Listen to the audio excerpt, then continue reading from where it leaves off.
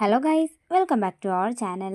അങ്ങനെ വരുണിന്റെ രാധികയുടെ ബന്ധം എല്ലാവരെയും അറിയിക്കാൻ ശ്രമിക്കുകയാണ് ഉർവശി. എന്നാൽ അതും പാളിപ്പോവുകയാണ്. പണി തിരികെ ഉർവശിക്ക് തന്നെ കിട്ടുന്നു.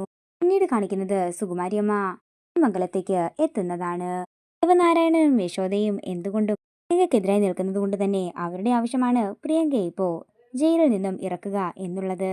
ഇതിന്റെ ഭാഗമായി രാധികയെ കാണാനായാണ് കണിമംഗലത്ത് സുകുമാരിയമ്മ എത്തിയിരിക്കുന്നത്. സുകുമാരിയമ്മയെ കണ്ടയുടൻ തന്നെ കൽപ്പന പുറത്തേക്കിറങ്ങി ചെല്ലുകയാണ്. നിങ്ങൾക്കൊരു കാര്യം അറിയാമോ? ഇവിടെ നാണക്കേട് കൊണ്ട് മുത്തശ്ശനും അച്ഛനുമൊന്നും പുറത്തേക്കിറങ്ങാൻ പോലും സാധിക്കുന്നില്ലെന്ന് കൽപ്പന ദേഷ്യത്തോടെ സുകുമാരിയമ്മയോട് പറയുന്നു. അയ്യോ മോളെ, പ്രിയങ്ക അങ്ങനെയൊന്നും ചെയ്യില്ല. പോലീസുകാർക്ക് എന്തോ തെറ്റിദ്ധാരണ ഉണ്ടായതാണ്, അല്ലാതെ വേറെ ഒന്നുമല്ലെന്ന് സുകുമാരിയമ്മ പറയുമ്പോ, എന്നിട്ട് നിങ്ങളെന്താ കോടതിയിൽ പോയത് തെളിയിക്കാതിരുന്നത്? കോടതിയിലേക്ക് അവളെ ഇറക്കാനായി നല്ലൊരു വക്കീലിനെ ഏർപ്പാടാക്കാൻ പോലും നിങ്ങളെ കൊണ്ട് സാധിച്ചില്ലല്ലോ എന്ന് കളിയാക്കിക്കൊണ്ട് ചോദിക്കുകയാണ് കൽപ്പന. അതേസമയം ശബ്ദം കേട്ടുകൊണ്ട് മിനി പുറത്തേക്ക് ഇറങ്ങി ചെല്ലുന്നു.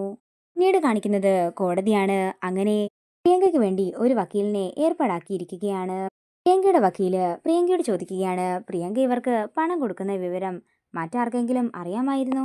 ഇതൊക്കെ കേൾക്കുന്ന വരുൺ സംശയത്തോടെ നിൽക്കുമ്പോൾ വക്കീല് പറയുകയാണ്, തന്റെ അനിയത്തിയുടെ നിരപരാധിത്വം തെളിയിക്കാനായി രാധിക തന്നെ കോടതിയിലേക്ക് ഇപ്പോൾ എത്തും. ഇത് കേൾക്കുന്ന വരുണും കുമാരിയമ്മയും ഞെട്ടലോടെ ഇരിക്കുകയാണ്. അങ്ങനെ രാധിക കോടതിയിലെത്തിയിരിക്കുന്നതാണ് കാണിക്കുന്നത്. രാധിക ദേഷ്യത്തോടെ പ്രിയങ്കയെ നോക്കുമ്പോ രാധിക തനിക്കെതിരെ മൊഴി പറയുമോ എന്നുള്ള പേടിയിൽ നിൽക്കുകയാണ് പ്രിയങ്ക. ഇതോടുകൂടി പ്രൊമോ വീഡിയോ ഇവിടെ തീരുകയാണ്. വീഡിയോ ഇഷ്ടമായെങ്കിൽ മറക്കാതെ ലൈക്ക് ചെയ്യുക, ഷെയർ ചെയ്യുക, കമന്റ് ചെയ്യുക. കൂടുതൽ സീരിയൽ അപ്ഡേറ്റ്സിനായി മറക്കാതെ സബ്സ്ക്രൈബ് ചെയ്യുക.